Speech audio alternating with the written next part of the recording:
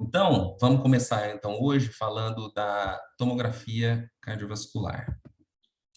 Deixa eu só aqui. Então, como todo Beatlemaníaco, eu sempre invento um jeito de falar de Beatles nas aulas. E isso aqui é uma coisa interessante, porque os Beatles têm bastante a ver com tomografia. Por quê? Porque eles faziam parte de uma gravadora chamada EMI, que muitos de vocês conhecem, e esse a letra E do EMI quer dizer Engineering, e o M de Music. É uma indústria, é uma empresa que tem um braço de engenharia e que, na década de 60 e 70, foi responsável pelas pesquisas e o advento da tomografia computadorizada, que foi criada principalmente por esse indivíduo aqui chamado Geoffrey Hounsfield, e foi muito desse braço da engenharia foi financiada pelo dinheiro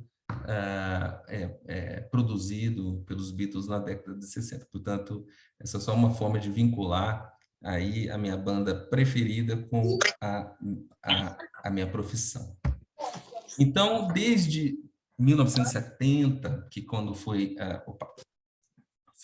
produzido o primeiro tomógrafo e feitas, no começo da década de 70, as primeiras imagens humanas com a tomografia, muito se desenvolveu, obviamente, nesses 50 anos. E o grande desafio da imagem cardiovascular é produzir imagens com uma resolução, ou seja, com um detalhamento anatômico muito preciso e aumentar a capacidade do método de congelar o coração. O grande problema da imagem cardíaca, em especial, é que o coração bate, o coração está sempre em movimento, né? Não dá para fazer o coração parar de bater para você bater a foto.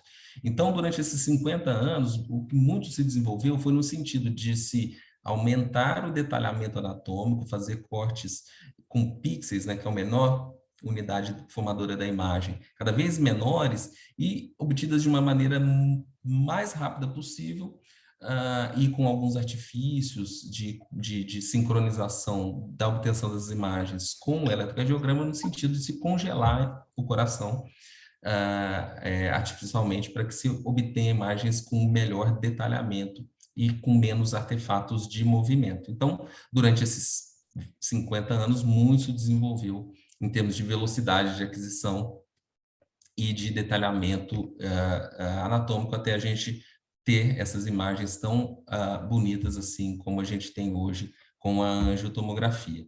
Então, esse aqui é só um esquema, um cartoon de como é um tomógrafo habitual. De um lado a gente tem um tubo de raio-x, de outro lado a coluna de detectores e a mesa do tomógrafo passando aqui. Então, essa mesa se move e esse sistema de tubo e detectores ele gira no sentido de fazer cortes helicoidais. Então, por isso que às vezes a gente tem esse nome de tomógrafo helicoidal, porque esses cortes são feitos de maneira de fazer uma trajetória helicoidal ao redor da anatomia.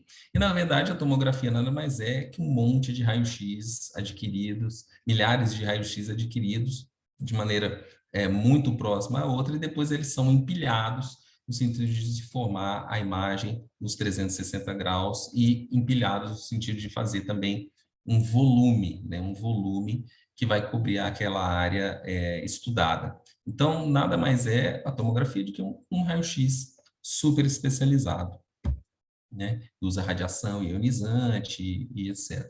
Um dos conceitos importantes que rapidamente a gente precisa falar além da questão do tubo e detectores, né, é o tamanho, né, a abrangência desses detectores.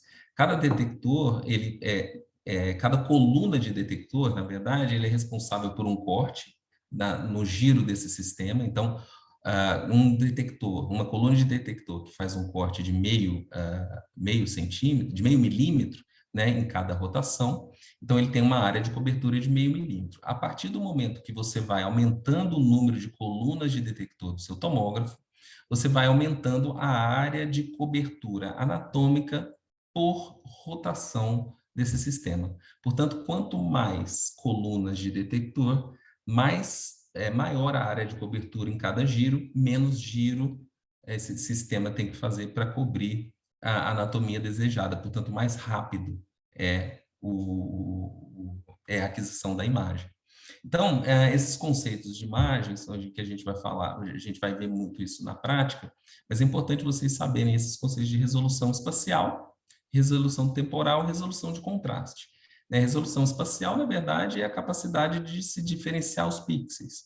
Quer dizer, quanto menor o seu pixel, melhor a resolução da imagem. Então, aqui do Barack Obama, a gente tem uma imagem com pixels grandes, e o detalhamento, a resolução espacial é claramente inferior do que essa outra imagem aqui, que os pixels são pequenininhos e o detalhamento anatômico é muito melhor. Resolução temporal é a capacidade de você detectar instantes de como realmente então, aqui obtido de maneira com uma baixa temporal, você vê um borrão, e uma alta resolução temporal, que você vê esse carrossel congelado.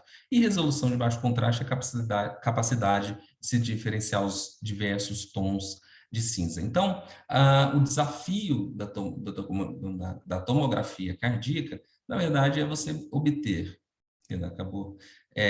a imagem do coração na melhor resolução espacial possível, de maneira mais rápida possível, com maior detalhamento e resolução, detalhamento dos tons de cinza e com a menor dose possível.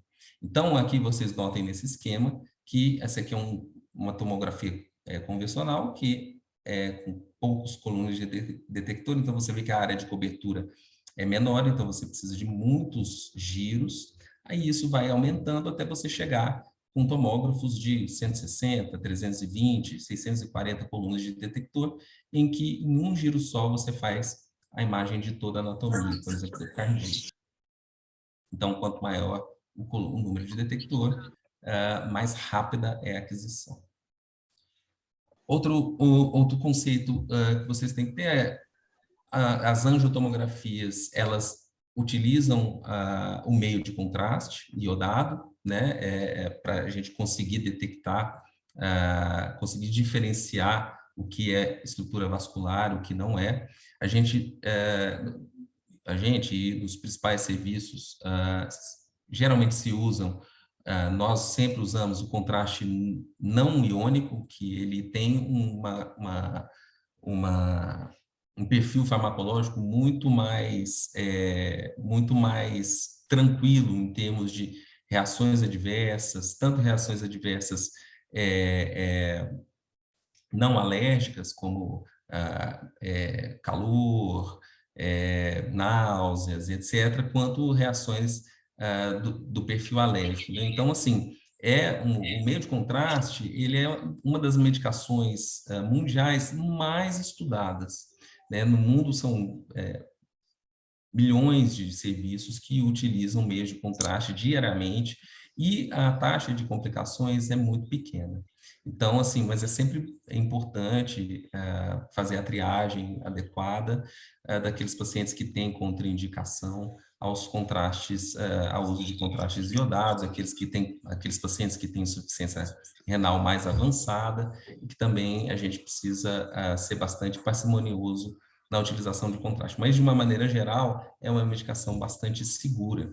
E a gente pode conversar com mais a miúde sobre essa medicação mais à frente, mas, assim, a gente tem bastante experiência de saber que é uma medicação bastante segura e com baixo nível também de nefropatia induzida pelo contraste, quando bem utilizado, em baixas doses e com uma triagem adequada. E outra questão técnica que é importante falar com vocês é a questão da radiação, que com os tomógrafos mais modernos ela é cada vez menor. Hoje em dia nós fazemos aí, existe uma medida de dose de radiação que é de dose efetiva, que é medida em sieverts, e a dose de radiação da tomografia cada vez mais baixa, num tomógrafo de 160 por volta de 7 da angiotomografia de coronários é por volta de 7 millisieverts, então é uma radiação bastante baixa, atualmente é mais baixa do que a de medicina nuclear. O score de cálcio é por volta de 1 milisievert, e nos tomógrafos de 320, 640, para angiotomografia está chegando praticamente a mesma dose de radiação do score de cálcio. Então, só para vocês terem uma ideia, um score de cálcio é mais ou menos, tem a mesma radiação do que 3 mamografias. Só que o score de cálcio você faz uma vez na vida e a mamografia as mulheres fazem praticamente anualmente. Então, assim, na verdade, a radiação hoje na angiotomografia cada vez menos relevante, porque ela é cada vez menor, e a principal forma de se utilizar melhor a radiação é fazendo uma adequada indicação do exame. Se o exame é bem indicado, não se preocupe com a radiação. Tá? Agora, se o exame é mal indicado, um raio-x já é muita radiação para o paciente. Então, radiação, se o exame é bem indicado, não se preocupem, as doses de radiação da angiotomografia são cada vez menores. Então, fazendo esse apanhado muito breve da parte técnica, só para pincelar só algumas coisas, vamos partir agora para a parte clínica. Quando a gente fala de tomografia computadorizada cardiovascular, são várias as aplicações. E, atualmente, tem surgido aplicações bastante diferentes e bastante inovadoras, como a perfusão miocárdica por tomografia, o FFR-CT, a fração de reserva de fluxo por CT, mas, atualmente, de maneira mais disseminada, hoje, quando a gente fala de tomografia cardíaca, a gente tem o score de cálcio e a angiotomografia de coronárias, que é o que a gente vai conversar hoje. O score de cálcio, um exame que é uma tomografia de tórax realizada sem contraste, com cortes realizados sincronizados ao eletrocardiograma para se congelar a imagem, baixa dose de radiação, baixíssima dose de radiação, e que tem por objetivo a detecção e quantificação das placas calcificadas nas coronárias. O outro, angiotomografia de coronárias, precisa de tomógrafos mais sofisticados, se utiliza meio de contraste, ainda sim, conseguimos com uma baixa dose de radiação, mas maior do que do score de cálcio, e o objetivo é se detectar tanto as placas calcificadas quanto aquelas não calcificadas e se avaliar a luz das artérias coronárias na pesquisa de obstruções coronárias, dentre outras. Então, vamos começar agora com o score de cálcio. É muita informação, vocês me perdoem se eu passar alguns slides mais rápidos. O intuito não é esgotar nenhum assunto, e sim estimular e pincelar alguns conceitos básicos. Então, o score de cálcio ele é um método não invasivo que tem por objetivo aquilo que eu te falei, falei para vocês, detectar e quantificar a calcificação coronária. O método de quantificação foi inventado por um médico chamado Arthur Agatston, que bolou esse score de cálcio, que é também chamado de score de Agatston, né? Então, ele leva em conta a atenuação do raio-x nas coronárias e a área dessa atenuação, que o software pinta de rosa, ou enfim, ele destaca, e você, para laudar, só tem que identificar essas placas, e aí a somatória dessas áreas dá o score de cálcio do paciente. Então, um método bastante rápido, bastante reprodutivo, com baixa variabilidade interobservador. Mas para que é isso, né? Por que foi criado o score de cálcio e etc. Então, o score de cálcio, na verdade, ele foi criado para se detectar doença arterial subclínica, né? Ele foi voltado mais para os pacientes assintomáticos. E por que isso? Porque as ferramentas de estratificação de risco que nós temos, a maior parte delas, né, que nós usamos, elas são desenhadas, geralmente são desenhadas, elas foram criadas em populações diferentes das nossas, né? Por exemplo, aqui no Brasil a gente usa ferramentas que foram validadas em populações norte-americanas, europeias, né? Que não tem nada, que tem pouco a ver com a nossa população aqui brasileira. né? E essas ferramentas, elas são subótimas, quer dizer, elas têm uma acurácia bastante limitada na capacidade de prever quem vai ter e quem não vai ter evento cardiovascular. Para vocês terem uma ideia, se a gente pegar os pacientes, existem uns dados, se você pegar os pacientes que infartaram hoje e conseguir voltar no tempo para o dia anterior do infarto, de 40% a 50% desses pacientes que infartaram hoje não teriam indicação de estatina se fossem no seu consultório no dia anterior. Então, assim, essas ferramentas, elas são subótimas para avaliação de maneira individual do risco. E, pior ainda, em alguns subgrupos. Por exemplo, em pacientes jovens com antecedentes familiares, em mulheres, em diabéticos, que é um grupo extremamente heterogêneo. Então, hoje, a medicina está caminhando para a questão da medicina de precisão e de individualização do risco. E o score de cálcio vai muito nesse sentido.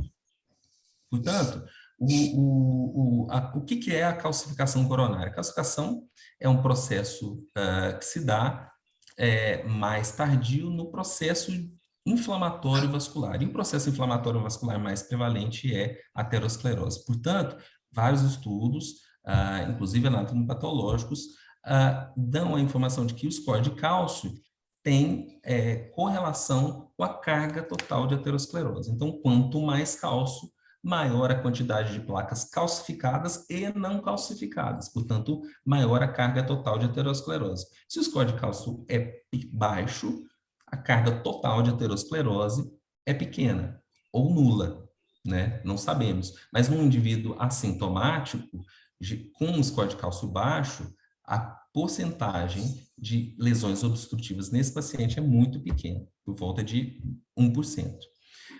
Bem, então, sabe-se então que o score de cálcio tem a ver com aterosclerose. Os primeiros estudos procuraram correlacionar o score de cálcio com obstrução coronária.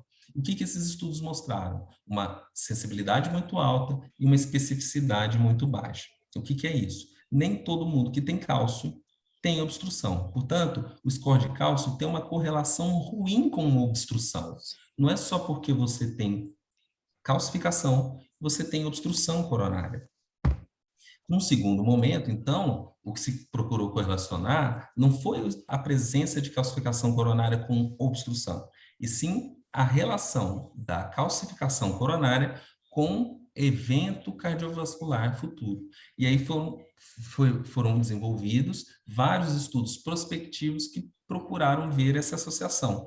E o que se demonstrou foi que o score de cálcio é um fator preditivo bastante importante e independente dos fatores de risco tradicionais para predição de eventos cardiovasculares futuros. E o estudo mais famoso nesse sentido é o estudo MESA, que é um estudo de uns 6.800, mais de 6.000, né, e 800 pacientes, que só estudou aterosclerose subclínica, e um dos seus achados foi evidenciar a relação da calcificação coronária, do score de cálcio, com evento cardiovascular futuro de uma maneira independente e adicional aos fatores de risco tradicionais. Então, aqui a gente vê, nesse gráfico à direita, que aqui em azul a área sobre a curva, quando se usa os scores de risco tradicionais, por exemplo, o Framingham, e aqui em azul a linha que demarca a área sobre a curva, quando você associa o score de cálcio com o score de risco tradicional. Portanto, não é apenas independente, como adicional em melhorar a predição de eventos, né? E isso, existem ferramentas que você, na internet, que você coloca idade, os demais fatores de risco, e você obtém o score de risco tradicional e o score de risco modificado pelo resultado do score de cálcio obtido. Então, é uma ferramenta bastante interessante que a gente costuma colocar nos laudos. Mas, enfim, o que se observou, além de mortalidade e de evento cardiovascular, é mortalidade geral. Esse aqui é um estudo de mais de 25.000 pacientes, seguidos por 12 anos, mostrando que quanto maior o score de cálcio, maior a mortalidade geral em pacientes assintomáticos. E, do outro lado da moeda, se o score de cálcio é zero, a mortalidade nessa população foi de 99,2, ou seja, é como se você desse um selo de garantia no seu paciente que a chance dele desenvolver um evento cardiovascular é muito, muito baixo. E nós estamos falando da doença que mais mata do mundo. Então, assim, o score de cálcio zero num paciente assintomático é de extremo valor no sentido de colocá-lo em um baixo risco cardiovascular.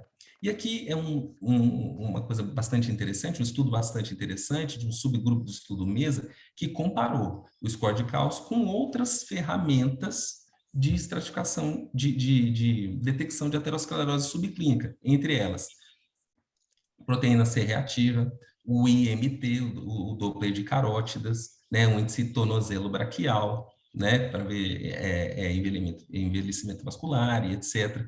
E aqui vocês notem que em azul está a linha que demarca a área sob a curva quando você usa só o score de Framingham. Notem que todas as outras curvas meio que sobrepõem, se embaralham com o score de o score de Framingham. Portanto, elas são independentes, mas elas não adicionam muito ao score de risco que a gente já tem, que é o Framingham. E a curva que mais se destaca, claramente se destaca aqui, em que se obtém a maior área sobre a curva, é claramente do score de cálcio. Então, mostrando que, comparado às outras ferramentas de estratificação de risco, o score de cálcio é aquela que mais agrega valor quando somada ao score de risco de Framingham. E isso é fácil de saber, porque a calcificação coronária, ela não é um fator de risco para evento, ela é aterosclerose. Então, ali o que a gente está vendo são todos os fatores de risco que a gente conhece, junto com aqueles que a gente desconhece, atuando naquele indivíduo. Então, a gente costuma ver paciente que faz tudo errado, tem todos os fatores de risco, score de cálcio zero. Então, alguma coisa genética protege esse indivíduo. Agora, a gente tem pacientes que têm poucos fatores de risco, às vezes nenhum, e é cheio de placa. Quer dizer, esse paciente ele tem alguma propensão, tem algum fator de risco, alguma propensão genética que faz ele ter mais aterosclerose do que os outros. E, consequentemente, maior risco de evento, e é isso que o score de cálcio vê. Então, por isso que ele é tão poderoso assim. Tá. Então, vamos lá. Como é que eu vou usar o score de cálcio em linhas breves na rotina clínica, e como é que a gente avalia, como é que a gente pode usar o score de cálcio nos pacientes assintomáticos? Então, a primeira coisa, o score de cálcio ele foi desenhado para aplicação em pacientes assintomáticos. A gente pode discutir, existe alguma linhas de pesquisa e alguns pesquisadores que defendem a utilização, em alguns casos, do score de cálcio em pacientes sintomáticos. Eu sou da linha de restringir o score de cálcio aos assintomáticos. E a gente pode discutir isso mais para frente. Bem, mas como é que eu posso usar, então, o score de cálcio na prática clínica? Eu costumo dividir em 3 frentes. Primeiro, ele pode nos auxiliar na estratégia de investigação de DAC. Segundo, ele pode nos auxiliar a convencer o paciente a nós conseguirmos uma melhor aderência terapêutica dos nossos pacientes. E um terceiro filão aí é nos ajudar a guiar o tratamento. Então, nós vamos discutir aqui rapidamente essas 3 frentes que a gente pode usar score de cálcio. E aqui eu vou mostrar alguns estudos. Aqui é só falando assim, bem, quando a gente tem um paciente assintomático com score de cálcio baixo, a chance dele ter um teste de isquemia positivo é muito pequena no assintomático. Vários estudos que compararam o score de cálcio com cintilografia e com teste ecométrico mostram isso. Já um paciente com score de cálcio alto, mesmo que a correlação com obstrução seja baixa, começa a aumentar a probabilidade dele ter um teste de isquemia positivo, principalmente aqueles com score de cálcio maior do que 400, e mais ainda naqueles com score de cálcio maior que 1000.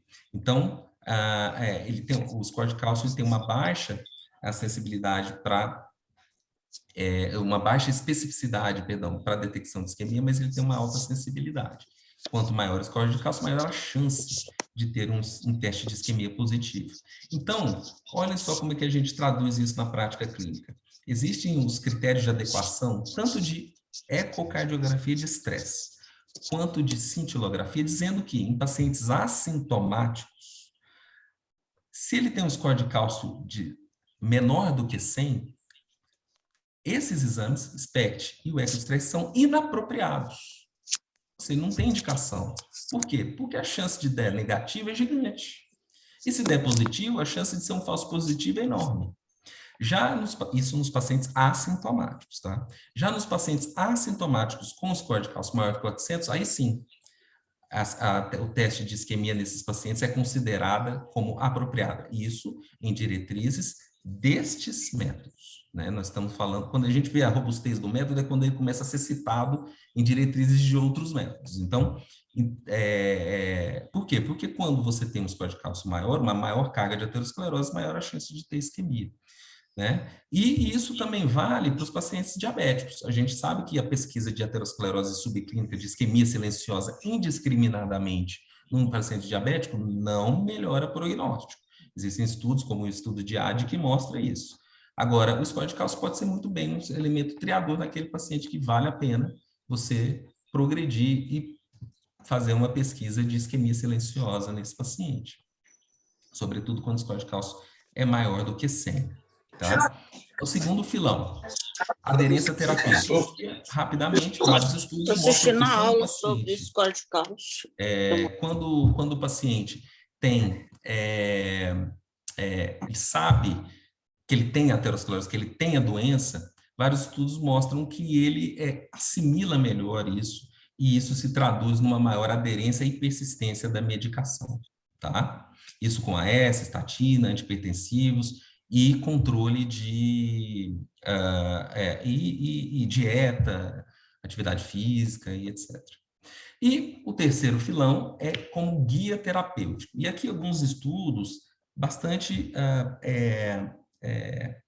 ilustrativos.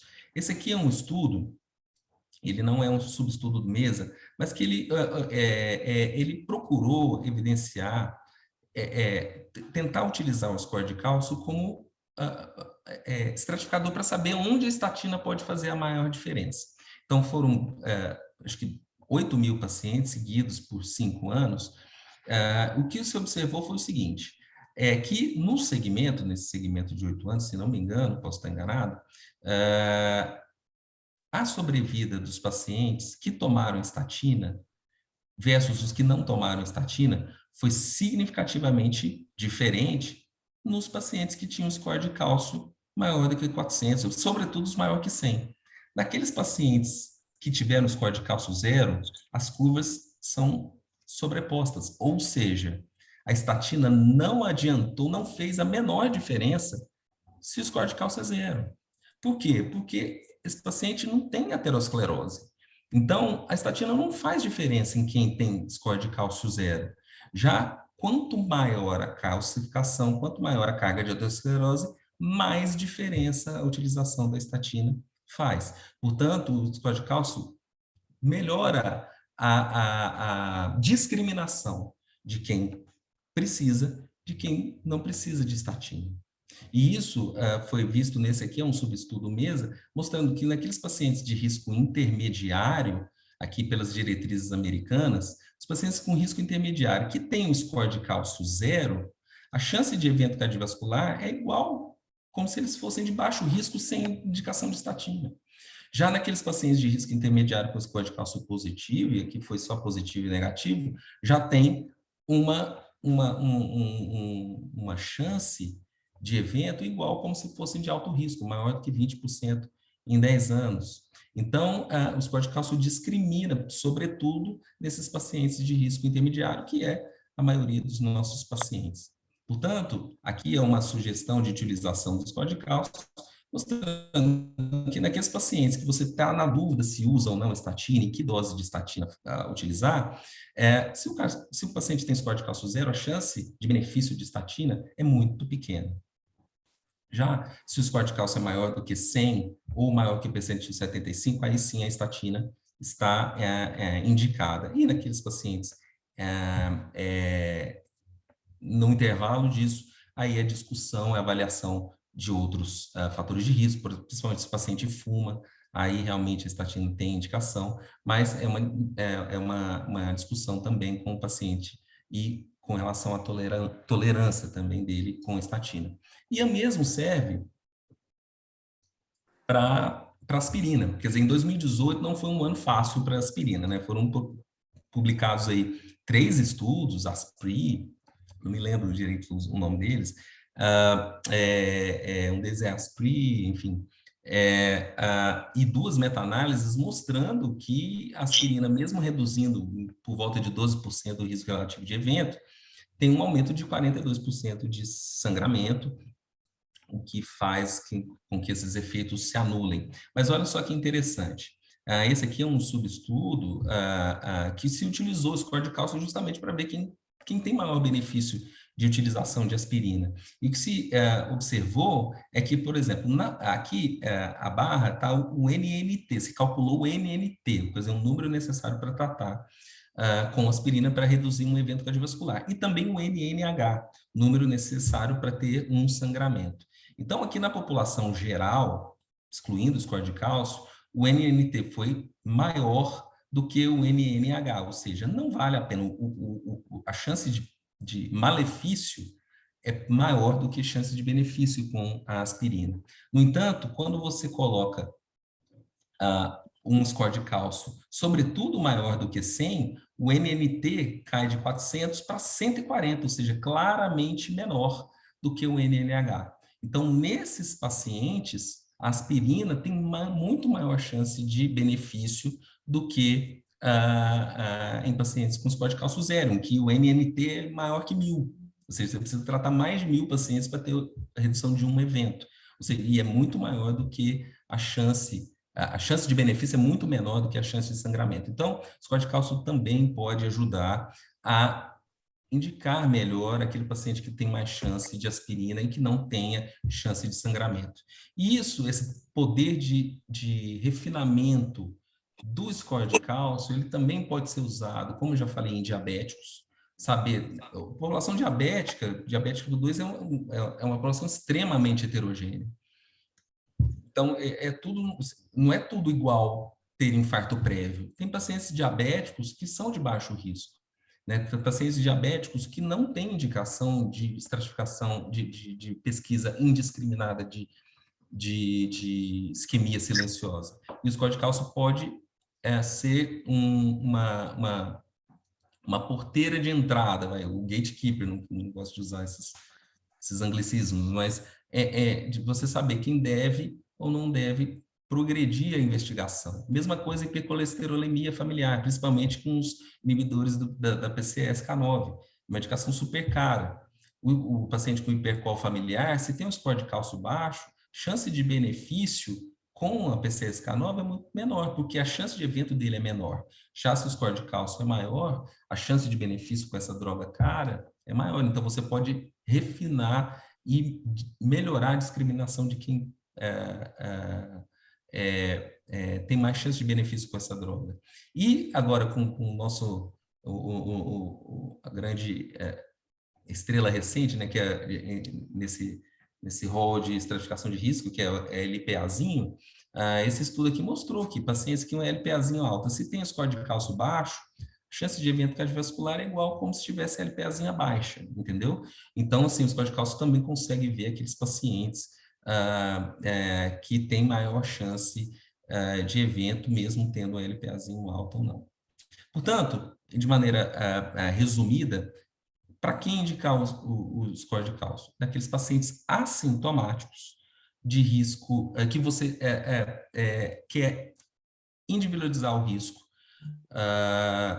e quer ou está em dúvida de tratar, ou está em dúvida de saber qual a dose, se entra de estatina em altas doses, saber as metas e etc. O score de cálcio pode te ajudar muito nisso, sobretudo naqueles pacientes assintomáticos de risco intermediário ou naqueles de baixo risco, porém com antecedente familiar positivo. Nos pacientes de alto risco, Eu coloquei aqui em amarelo, porque não é o uso indiscriminado, mas entra nesse slide anterior que eu falei, nos diabéticos, que você quer refinar a estratificação, daqueles hiperfamiliar, que você quer saber se tem a maior chance de benefício com PCSK9, etc. E o score de cálcio não tem muita aplicação naqueles de baixíssimo risco, sem antecedentes nem nada, e score de cálcio para segmento também, hoje não tem indicação. Então, o score de cálcio é uma vez na vida. Talvez 2 vezes, se o primeiro for 0. Então, é uma indicação, é um exame barato, de baixo risco, baixíssima dose de radiação, que tem, acho que, muito a acrescentar nos pacientes assintomáticos. E aqui, só para vocês terem como referência, aliás, eu não falei isso na aula, vão sair esse ano as novas diretrizes de ressonância e tomografia. Eu não posso dar nenhum spoiler, porque também não foi feita plenária para saber as indicações para vocês, mas vai ser muito em linha com as diretrizes passadas de 2014. E as diretrizes de 2014, que tem no site da SPC, etc., elas são muito boas, porque elas têm essa parte da técnica dos exames com bastante detalhamento e, ao mesmo tempo, simples.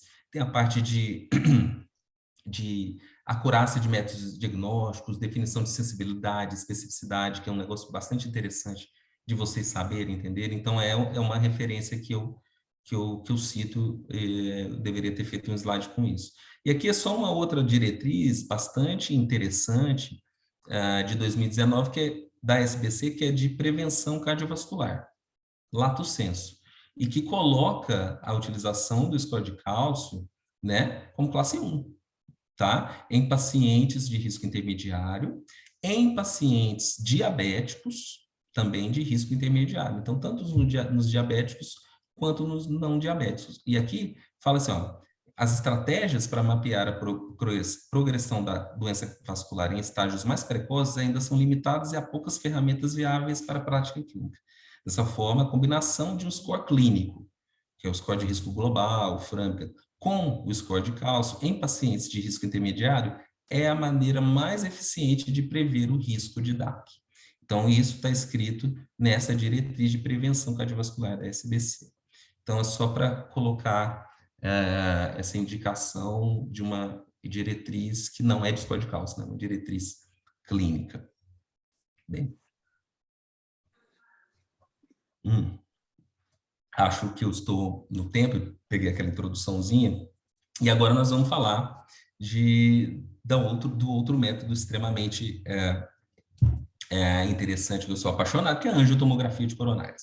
Então, agora sim, nós vamos ver a lesão, a placa não calcificada, etc. Então, nós vamos passar por alguns caminhos, tá? Então, o que é a angiotomo, como se faz, para que serve e como se aplica. Mas é um método hoje, assim, que tem mais atenção, muito estudo. Assim, eu me sinto até um privilegiado, porque quando eu comecei a fazer a tomo, eu não sabia se isso ia vingar ou não, né? Os estudos ainda eram iniciais, os tomógrafos de 64 de coluna de detector tinham acabado de ser lançados, e foi muito legal, está sendo muito legal acompanhar, né, como espectador, a somatória das evidências, né? Então, a tomografia de coronárias é um método do século XXI, né? Então, ele está recebendo muita atenção porque ele tem embasamento científico, né? Então, é um método, antes você via as coronárias ou fazia um exame e era legal e não precisava ter tanta evidência. Depois você preocupava com as evidências. Agora não, para a tomografia de coronárias se estabelecer, foi preciso um belo cartão de visitas que são as evidências científicas. Então, eu acho muito Você tem aquele pauzinho? estimulante falar de angiotomografia. Então, vamos lá. O que é a angiotomo? Acho que eu já falei rapidamente. É um método que utiliza meio de contraste, tomógrafos mais modernos, que tem por objetivo avaliar a presença de placas calcificadas, não calcificadas e a presença de obstrução na luz coronária. Tá? Então, aqui são algumas imagens que aqui eu vou passar reto, todos vocês já conhecem, e os que vão passar lá também vão ver, enfim. E a gente tem imagens 3D, 2D, mas eu vou passar muito rápido.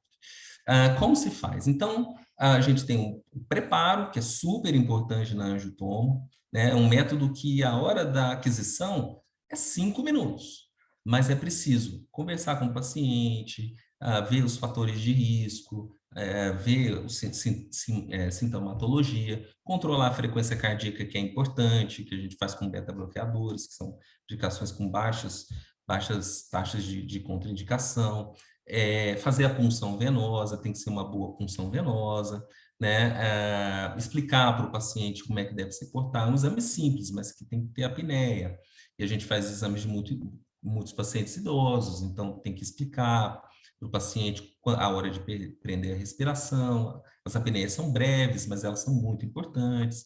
Então, o preparo já faz parte do exame, tá? É tão importante quanto todos os passos a seguir. Hoje em dia, a gente não pede mais jejum, isso já é uma prática feita em vários hospitais, já pelo Brasil, de não pedir mais jejum antes de meio de contraste iodado e também gadolino na ressonância, né? Porque a chance de complicação é muito pequena e, às vezes, o jejum é um estorvo. O que a gente pede é para não fazer refeição copiosa. O passo seguinte da angiotomografia, a gente sempre faz o score de cálcio, porque isso, além de dar informação da carga total de aterosclerose, nos auxilia em algumas coisas técnicas, maior dose de radiação ou menor, e etc. E a angiotomografia propriamente dita, que leva a uma dose de radiação baixa hoje em dia, um volume de contraste por volta de 60, 70, depende do peso do Isso. E paciente, agora enfim, mas por leia volta disso. o que o cartaz que Tá? você E o lê. exame mesmo, a aquisição é de 5 a 10 minutos, e o preparo dele vai depender de alguns, mas dificilmente passa de 1 hora de presença na clínica. Esse é um tomógrafo, a gente precisa de um tomógrafo de mais de 64 colunas de detector, tá? Monitor cardíaco, uma bomba injetora moderna, não pode ser injetado na mão, obviamente.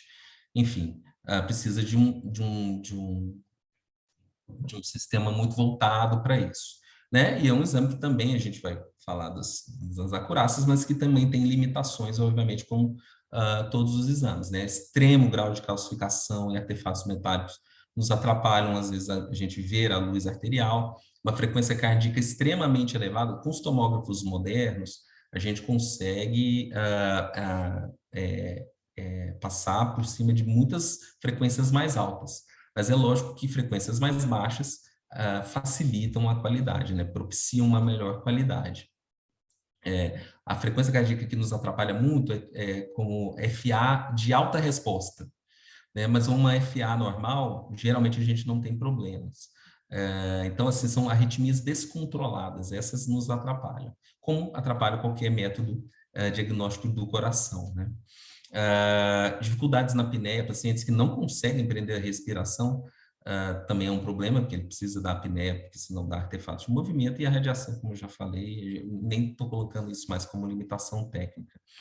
A presença de stents, geralmente hoje, o stent é um pedaço de metal dentro da coronária, né? Então, assim, o metal brilha e, às vezes, se o stent é pequeno, ou tem stent entre stent, esse brilho atrapalha a visualização da luz coronária. Nos stents que hoje em dia estão sendo aplicados, como aqui nesse gráfico aqui, esse aqui é interessante, porque aqui é o stent na vida real, esses pontinhos brancos, e aqui é pelos olhos da tomografia. Então, quando o raio-x bate aqui, esse brilho, esse pontinho branco, ele fica maior. Se a luz da coronária é uma luz, se o stent é calibroso e a luz é grande, isso não atrapalha a gente ver reestenose. Agora, se o stent é pequenininho, isso pode atrapalhar na detecção de reestenose. Então, stents pequenos são também uma limitação. A gente não costuma ter muitos problemas quando os stents são maiores ou mais proximais. E é sempre importante a gente colocar se a avaliação foi joia ou se teve alguma limitação. Mas geralmente a gente consegue lidar bem com os stents atualmente. E a gente tem sempre uma tendência a dar uma interpretação. Tem um falso positivo que a gente tende a superestimar um pouco a lesão. Isso é inerente às angiografias não invasivas. Portanto, para se fazer a angiotomo, você precisa de um tomógrafo de tecnologia avançada, uma equipe técnica de enfermagem bem treinada, um adequado preparo, isso aqui é fundamental, e uma equipe médica com treinamento específico. Enfim, agora para que serve tudo isso, né? Eu compartimentalizei aqui. A angiotomo, ela serve para a gente ver estenose luminal, para se detectar, mas não só isso. Quer dizer, foi-se a época que a gente usava a angiotomografia só para ver se tem obstrução ou não. Mas a angiotomo é muito mais do que isso. E os estudos que eu vou mostrar para vocês vão mostrar isso. Eles servem para a gente ver e quantificar a carga total de aterosclerose, caracterizar as placas ateroscleróticas, morfologicamente, obviamente, e com outras aplicações que estão sendo em estudo que eu vou citar para vocês. Então, com relação ao primeiro item, estenose luminal. Vários estudos de acurácia, desde 2008, vêm demonstrando a acurácia, a alta acurácia diagnóstica da angiotomo para se detectar estenose coronária em relação ao padrão ouro, que é o cateterismo. Principalmente sensibilidade, uma alta sensibilidade e especificidade. Prestem atenção, lá na diretriz de 2014 está bem explicado. Cuidado com o valor preditivo negativo. Valor preditivo negativo, ele não se refere à capacidade intrínseca de diagnóstico do método. Ou seja, ele depende muito da prevalência da doença na população estudada. Em resumo, eu posso ter um método péssimo e te entregar um alto valor preditivo negativo. É só eu pegar uma população de baixo risco e dar positivo para todo mundo. Entendeu? O que vai acontecer com uma especificidade e com o meu valor preditivo positivo, eu não sei. Mas eu vou te entregar um alto valor preditivo negativo agindo dessa forma. Portanto, quando vocês forem ver métodos diagnósticos, prestem muita atenção, é sensibilidade, especificidade e acurácia diagnóstica. E vários estudos mostram uma alta sensibilidade e especificidade da angiotoma na detecção de estenose significativa em relação com o CAT. Né? Acurácias assim, próximas de 95%, o que é muito, muito, muito bom se tratando de um teste não invasivo. E essa acurácia diagnóstica também é para os stents, com aquelas observações que eu já falei, para os enxertos coronários de revascularização. O enxerto é até mais fácil de ver, porque eles são mais calibrosos e eles são descolados da superfície cardíaca, então eles sofrem menos movimento do coração. Então, a angiotomo tem uma ótima acurácia também em stents e, sobretudo, nos enxertos de revascularização miocárdica, além das artérias nativas. Bem, mas depois dos estudos de acurácia que foram feitos, depois foram desenhados estudos prognósticos, ou seja, a gente sabe que a gente vê bem a obstrução, mas será que o que a gente vê tem valor prognóstico? E o que se viu foi um resultado muito em linha com o que já se sabia do cateterismo, ou seja, quanto mais obstrução e maior número da obstrução, né, se é uni, bi ou triarterial, progressivamente maior a chance de mortalidade cardiovascular, mortalidade geral. E associado a isso, uma coisa extremamente importante, não apenas a presença de obstrução é importante, mas a presença de doença não obstrutiva é super importante. Ter DAC não obstrutiva, ou seja, com lesões menores do que 50%, está longe de ser benigno, muito pelo contrário. E isso a angiotomo mostrou nesse estudo e em diversos outros que eu vou falar. Então, esse valor prognóstico da tomografia ele já foi muito testado em vários cenários, em vários tipos de pacientes, subgrupos de pacientes. Pacientes diabéticos, revascularizados, com teste de isquemia prévio, sem teste de isquemia prévio, com score de cálcio alto, score de cálcio baixo, multiarteriais, pré-operatórios. Então, já foi testado isso e validado em vários cenários o valor prognóstico. E vejam bem, esse é um estudo apenas com DAC não obstrutivo, né, que avaliou só pacientes com DAC não obstrutivo. O que se observou foi um prognóstico Pior, assim, 2 vezes pior nos segmentos, aqui foram por volta de 2.500 pacientes seguidos por 3 anos, que viu que os pacientes que têm DAC não obstrutiva têm um prognóstico 2 vezes pior do que aqueles que não têm DAC. E pior, quanto mais extensa a DAC não obstrutiva, ou seja, quantos mais segmentos coronários ele tem de DAC não obstrutiva, lesões discretas, piora o prognóstico progressivamente.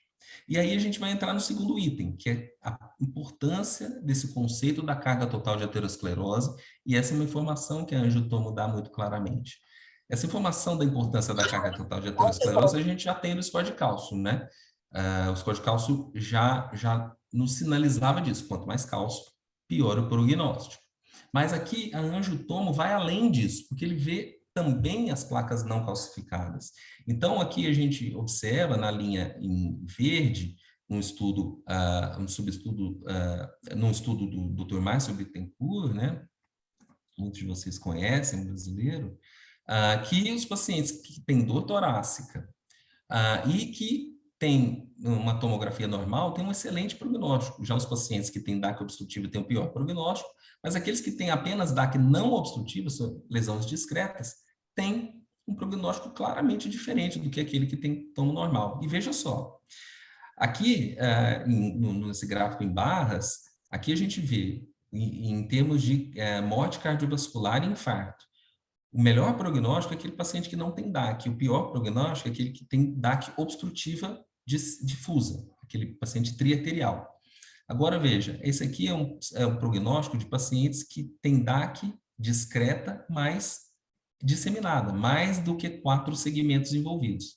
E o prognóstico dele é igual como se o paciente fosse um uniarterial, por exemplo. Então, é muito importante saber se o paciente não apenas tem obstrução, mas se ele tem aterosclerose e quão difusa é essa aterosclerose. Existem várias formas, além do score de cálcio, de se avaliar a extensão da aterosclerose. Uma forma que eu gosto de usar é o CIS, que é o número de segmentos envolvidos por placa. E acima de 4, alguns estudos mostram, acima de 5, o prognóstico é claramente pior, independente da presença de obstrução. Então, se o paciente tem obstrução ou não, é independente. Se o paciente tem DAC em mais do que 4 a 5 segmentos, o prognóstico dele é claramente pior. Então, aqui é muito interessante, que reforça esse conceito que eu gostaria de passar para vocês da importância da placa de aterosclerose. Aqui, estudos com cateterismo. Aqui, estudos com angiotomo de coronárias. Aqui, estudo com o score de cálcio. Quanto mais difusa a aterosclerose, quanto mais placas, mais obstrução, mais score de cálcio, maior o risco de infarto e cardiovascular. Então, há uma relação direta e positiva entre carga de aterosclerose e risco. Quanto mais carga, quanto mais aterosclerose, maior o risco. Quanto menos, menor o risco. E aqui, nesse estudo publicado em 2020, mostra que, aqui de uma maneira bem curiosa, que esses são pacientes que tinham um score de cálcio, que também foi avaliado a angiotomo e o score de cálcio, mostrando que nos pacientes com score de cálcio maior do que 1.000, o prognóstico é ruim, independente se tem ou não obstrução. Entendeu? Então, mostrando que não apenas a obstrução é importante, mas a carga total de aterosclerose é importante. Às vezes o cara bota um stent lá DA, mas está cheio de placa e ele infarta daí a 6 meses a coronária direita, que estava cheia de placa não obstrutiva. Tá? Então, esse conceito de carga aterosclerótica é importante porque ela identifica aqueles indivíduos com maior ou menor chance de evento, e, consequentemente, maior chance de benefício com o tratamento medicamentoso. Isso faz melhorar a alocação do tratamento e também a aderência à medicação, que eu vou enfatizar mais para frente. O terceiro item da angiotomo é a possibilidade de caracterizar as placas. Então, com a angiotomo, nós conseguimos avaliar, de novo, não apenas a obstrução, mas o número de placas e a morfologia delas. Né? Se essas placas têm são excêntricas, ou seja, elas crescem para fora, você tem o aspecto heterogêneo, o conteúdo delas heterogêneo, hipoatenuante, que tem a ver com carga lipídica, é, com conteúdo necrótico, e tudo isso tem relação com o pior prognóstico. Então, não apenas a presença de estenose, mas essas características morfológicas de remodelamento positivo, é, é, focos muito pequenos de calcificação, que é outra característica de alto risco. Perdão, aqui são áreas de hipoatenuação que se traduzem por conteúdo lipídico dentro da placa, ou necrótico, e a tal do sinal de anel de guardanapo, né, que é uma placa com centro hipoatenuante, mais escuro, e um anel hiperatenuante, que tem correlação com placa de capa fina e com hemorragia. Todas essas são características de alto risco. A gente considera na tomografia a presença quando você tem duas delas. A gente considera uma placa de alto risco.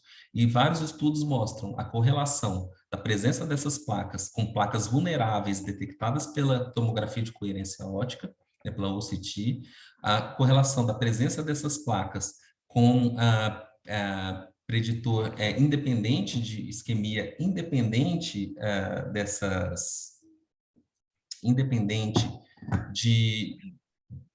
das placas serem obstrutivas ou não, né?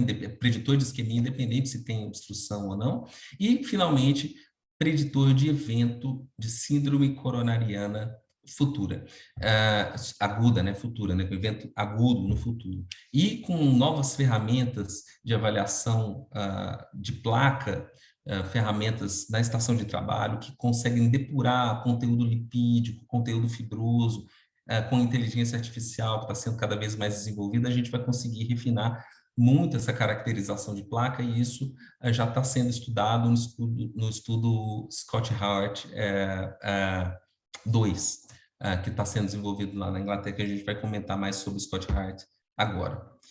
Daqui a pouco, perdão. Bem, então a gente já sabe o que é a tomografia, como se faz, para que ela serve, mas agora como se aplica. Isso é importante, quer dizer, médicos da minha geração, meio perto, a gente aprendia a abordagem da dor torácica dessa forma. O paciente tem dor torácica, a gente avaliava se era de alto, baixo, intermediário risco. Se era alto risco, CAT. Se era baixo risco, nada. E a imensa maioria dos pacientes, que até no Diamond and Force, que é a ferramenta mais tradicional, é de 10% a 90%. Por quê? Porque é um balaio mesmo, são pacientes heterogêneos, a dor ela é incerta muitas vezes. E esses pacientes de risco intermediário, eles iam para avaliação funcional. Seja teste ergométrico, cintilografia, ecoestresse, e aqui eu estou sendo bonzinho que eu botei a ressonância aqui, mas na minha época também não tinha ressonância quando eu aprendi. A ressonância é um método mais recente do ponto de vista de disponibilidade. Então, antes, essa discussão, não existia discussão entre anatômico e funcional, porque o anatômico era sempre invasivo, era reservado aos pacientes de alto risco, e o intermediário, o funcional era a única forma não invasiva de você investigar. Então, não era discussão anatomia, isquemia, era discussão invasivo versus não invasivo. Só que agora, com a angiotomografia, a gente tem um método seguro, acurado e não invasivo de se avaliar a anatomia coronária. E agora sim, essa discussão isquemia e anatomia tem mais propriedade, porque agora você tem duas linhas não invasivas, seguras e bem embasadas para se avaliar a dor torácica. Opa. Tá? Então, o que a gente tem na vida real? É que à esquerda tem um registro, vida real, publicado no New England, em 2010, de pacientes nos Estados Unidos, 400 mil pacientes, é um registro do American College, pacientes que fizeram cateterismo por indicação, por suspeita de DAC, pacientes vida real, 400 mil pacientes. O que você observou é que 59% desses pacientes que foram por CAT tinham lesão não obstrutiva. 40% era CAT normal, normal, zero. Fora aqueles pacientes com lesões obstrutivas que não geraram nenhuma intervenção. Tá, mas o sistema de saúde americano é um sistema que a gente sabe que é um sistema doente. Vamos para o sistema canadense, que é muito mais controlado e menos enviesado. O mesmo achado. De 55% a 60% dos pacientes que foram para o CAT tinham DAC não obstrutivo. 40% do DAC era o CAT normal. O que eu quero dizer com isso? Todo CAT branco é mal indicado? De forma alguma. De forma alguma. Agora, esses dados nos mostram que as ferramentas que nós utilizamos, tanto clínicas quanto de métodos diagnósticos, para selecionar melhor quem deve ou não ir para o CAT, claramente são subótimas. E é nessa população que a tomografia tem grande utilidade. Então, a gente sabe que a tomografia hoje é um método válido para se avaliar pacientes com sintomas, principalmente com sintomas, né? Os testes funcionais também, mas tá, eu tenho que pedir qual, para quem, qual que é melhor, como é que eu faço, enfim. E a partir de 2015 é que começaram a ser publicados estudos comparando as duas estratégias, anatomia versus isquemia em pacientes sintomáticos com suspeita de DAC, né? E mais recentemente, o último publicado, mais famoso, foi o Scott Hart de 2018, no New England, mas vários estudos, isso começou lá em 2015. Essa meta-análise do Dr. Márcio, que avaliou, ele é de 2016, avaliou os 4 primeiros estudos, mostra que, em pacientes que foram randomizados com dor torácica ou suspeita de DAC, que foram randomizados para anatomia com tomo antes, ou teste funcional, que não houve diferença de mortalidade entre os dois grupos no segmento, de pouco mais de um ano. No entanto, houve uma diferença estatisticamente significativa de 30% a menos de infarto no grupo que fez a opção por tomografia como teste inicial de avaliação.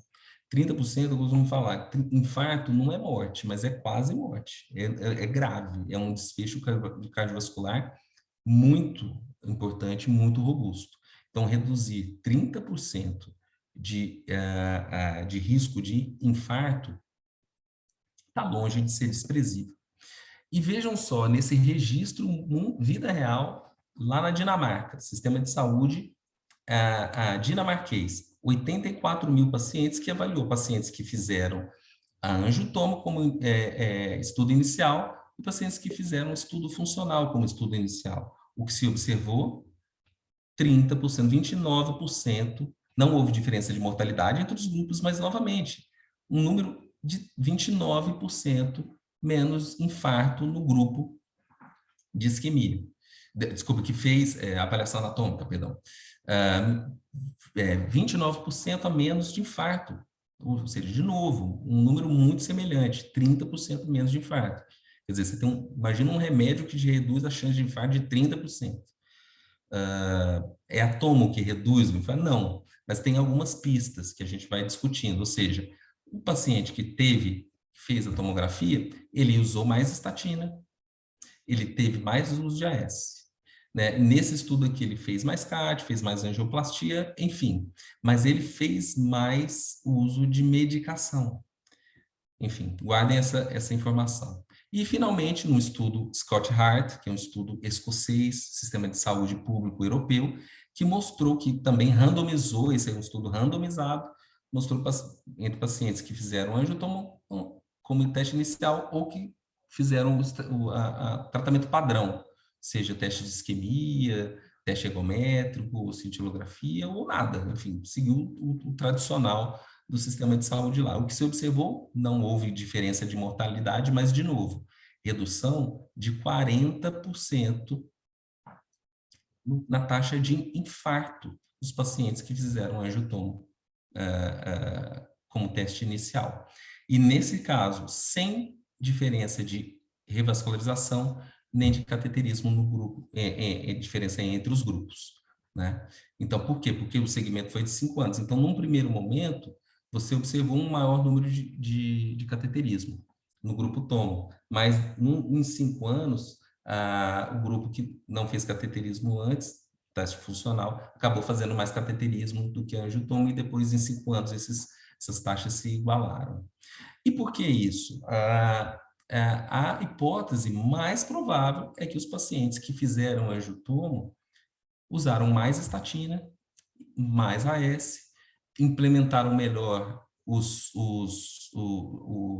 as medidas de estilo de vida e tiveram, e não apenas usaram mais tratamento preventivo. Aqui está a resposta, né?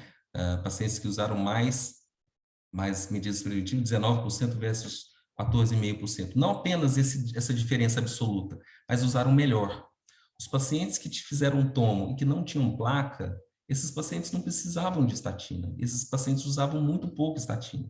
Agora, os pacientes que tinham mais placa usaram mais estatina, aderiram mais ao tratamento. Isso está demonstrado. E muito provavelmente essa foi a diferença em que se observou essa redução consistente de 40%, de 30% a 40% menor taxa de infarto no grupo que fez a angiotomografia antes. Aqui, mais enfatizando esse conceito para vocês, e eu já estou indo para o final da aula. Esse aqui é um subestudo, estudo PROMIS, que foi publicado lá no New England de 2015, que randomizou tomo versus teste funcional. Vejam, a gente sabe que quanto pior a anatomia, quanto mais placas e mais obstrução, pior o prognóstico. A gente sabe também que quanto ter isquemia é pior do que não ter isquemia. Isquemia ele tem função prognóstica também, né? Mas vejam só, nesse grupo, pacientes que fizeram angiotomo, pacientes que fizeram um teste funcional, vejam bem, no grupo tomo, 33% teve tomo normal e 78% do grupo de isquemia teve normal. Lembre-se que não teve diferença de mortalidade nem de evento entre esses dois grupos.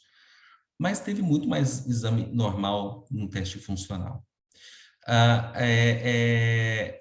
Só que a maior parte dos eventos cardiovasculares aconteceram nos pacientes com teste funcional normal. E a maior parte dos eventos cardiovasculares no grupo tomo aconteceu nos pacientes com DAC não obstrutiva, que são invisíveis aos testes funcionais. Placas discretas não dão isquemia, e são aquelas que entram naquele conceito da carga total de aterosclerose. Ter DAC não obstrutiva leva a um pior prognóstico. Então, a tomografia ela foi capaz de identificar pacientes de baixíssimo risco, aqueles pacientes com tomografia normal, ou seja, não tem placa, não tem nada, e foi capaz de identificar um grupo onde a maior parte dos eventos aconteceram, que foi naqueles pacientes com DAC não obstrutiva. Ou seja, a capacidade de discriminar pacientes que tiveram e que não tiveram evento foi maior na angiotomo. Isso bate com aquele conceito que a gente sabe dos estudos observacionais lá da década de 90. A maior parte dos infartos acontece em complicações de placas previamente não obstrutivas, né? Então, aqui, 70% dos eventos cardiovasculares se dá em placas com lesões menores do que 50% previamente, que são lesões invisíveis aos testes funcionais. Então, essa é a informação de ouro da tomografia. Não basta, ela não serve só para detectar se tem obstrução ou não, mas serve para quantificar a carga total de aterosclerose, que é uma informação muito importante e vem daí o seu grande benefício nesses segmentos de longo prazo. Aqui, só para não deixar passar, um artigo publicado no New England, de 2022 agora, em que avaliou pacientes de risco intermediário que foram randomizados para tomo e para o CAT. E o que se observou foi que não houve diferença entre os grupos em termos de eventos cardiovasculares maiores, e nem diferença em angina desses pacientes, de risco intermediário, tanto para CAT quanto para tomo. E o que se observou no grupo tomo foi que esses pacientes tiveram menos complicação, porque foram também menos revascularizados. A gente sabe, por cada vez mais um conceito mais sedimentado, agora com o Schema Trial, que o que faz a diferença mesmo em termos de mortalidade é remédio. E a tomografia, ela consegue detectar melhor aqueles que precisam e não precisam de remédio. A revascularização da doença estável, ela, na maior parte das vezes, na maior parte das situações, ela vem no sentido de controlar a angina e não reduz mortalidade, como a gente sabe já desses estudos recentemente publicados. Enfim, e na doença aguda, agora já entrando para a reta final, na doença aguda, vários estudos começaram com um crescendo de evidências, né? Começaram com estudos pequenos e depois até chegar nos estudos grandes, controlados, randomizados, mostrando que pacientes com dor torácica aguda no pronto-socorro, eletro não diagnóstico, enzimas negativas, a tomografia tem bastante utilidade, no sentido de identificar aqueles pacientes que precisam internar, dar alta precoce e poupar, são estratégias mais econômicas e custo-efetivas. Isso sem a gente considerar as proteínas, as troponinas ultrassensíveis, que agora os estudos estão começando a sair avaliando as duas, a gente comenta isso depois. Mas, enfim, a tomografia, nesse cenário de doença aguda, ela está preconizada como classe 2A, nível de evidência B, desde das diretrizes do American Heart e American College lá de 2007, passando agora 2014, até agora de 2021. E as nossas diretrizes da SBC colocam nessa situação de dor torácica aguda, eletro não diagnóstico, enzimas negativas, nós já estamos com classe 1A para esses pacientes, tá? Bem, e hoje, como é que a gente avalia a tomografia? Como é que a gente insere a tomografia? Bem, desde 2016, no sistema de saúde britânico, a tomografia, a angiotomografia, é o exame de primeira escolha na avaliação de pacientes com dor torácica crônica avaliados lá no sistema de saúde britânico. Isso é extremamente importante, porque eu enfatizo o sistema de saúde britânico, é um sistema público de saúde. Então, não basta o método ter acurácia, ele precisa ser custo-efetivo, eles levam isso muito em consideração. Então, a angiotomo, ela consegue entregar o diagnóstico de uma maneira custo-efetiva, principalmente descartando muitos pacientes em que se encerra ali a investigação. Ou tem ou não tem doença, ou seja, a maior parte dos pacientes, a gente sabe que os ferramentas de estratificação de risco, eles superestimam o risco, e a angiotomografia consegue ver claramente aqueles pacientes que não têm obstrução e que não precisam ficar repetindo o exame. Então, aqui, eu acho que tem um risco aqui. Enfim, aqui algumas situações. Eu acho que eu devo ter... Enfim, eu volto qualquer coisa. Mas aqui algumas situações na prática. Um paciente com sintomas de risco baixo intermediário, paciente tomografia normal, tratamento clínico. DAC não obstrutiva, também tratamento clínico. Acabou o problema. Qual que é a pergunta aqui? Se esse sintoma tem, se por trás desse sintoma tem lesão obstrutiva. Então, nesses pacientes, a tomografia é muito bem indicada. Nesse exemplo, pacientes com sintoma, risco baixo intermediário. Aqui a gente vê lesões não obstrutivas e uma lesão obstrutiva num ramo diagonal de baixo risco. A gente sabe, pelos estudos recentes, tratamento clínico, você pode tratar clinicamente esse paciente. Já pacientes do mesmo perfil, com DAC obstrutiva de alto risco, uma anatomia de alto risco, como essa lesão super importante, terço médio da artéria DA, esse cateterismo. E outro exemplo, pacientes também de risco baixo intermediário, lesão não diagnóstica, muito calcificada, com artefatos, etc. Esse paciente é aquele que potencialmente se beneficia de uma avaliação funcional. E também, pacientes com suspeita de anomalia de coronária, a tomografia vê isso com bastante clareza, tá? Então, aqui, eu acho que eu acabei extrapolando o tempo aqui, e eu acabei pulando algumas coisas importantes aqui que eu tinha ocultado. Mas aqui é só para colocar as evidências que eu vou aqui novamente colocar, infelizmente, que eu tinha colocado as recentes diretrizes. Eu espero que esteja compartilhado aí. Por favor, Lucas, você me fala. Que nas diretrizes mais recentes de 2019 e de 2021, respectivamente, da europeia e da americana, angiotomografia de coronárias para pacientes com DAC estável, classe 1, o mesmo nível de igualdade dos estudos funcionais. Então, isso foi um galgar de evidências aí que colocou o angiotomo nesse nível de indicação. Então, vocês desculpa, eu tinha ocultado esses slides super importantes que eu fiz agora de manhã e acabei deixando ocultado, perdão. Então, só para a gente finalizar. Mensagens para casa, né? É um método que tem muita evidência de acurácia, prognóstico e custo-efetividade.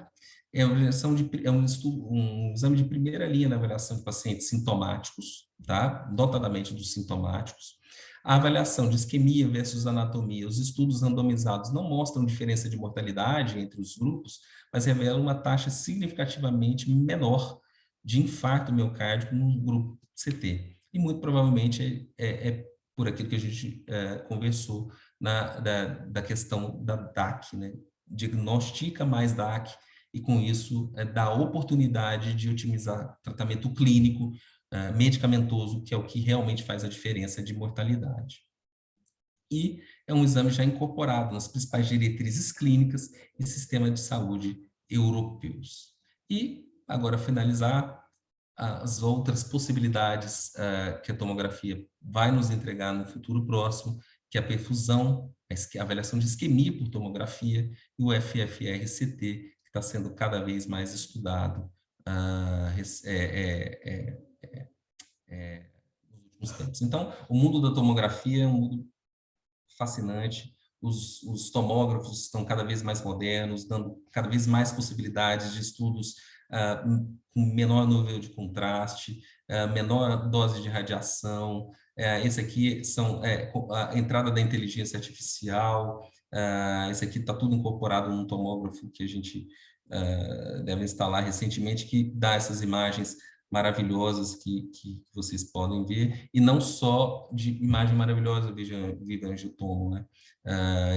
Na verdade, isso é o que menos importa, na verdade, é a imagem diagnóstica, é a importância e a informação preciosa que o método dá e que ajuda muito, né, o cardiologista na decisão e na tomada de conduta frente ao paciente. Bem, eu acho que eu extrapolei o tempo, muita coisa, me empolguei aqui, e desculpem aí pelo tempo, mas estamos aí à disposição para qualquer dúvida. Obrigado pela atenção.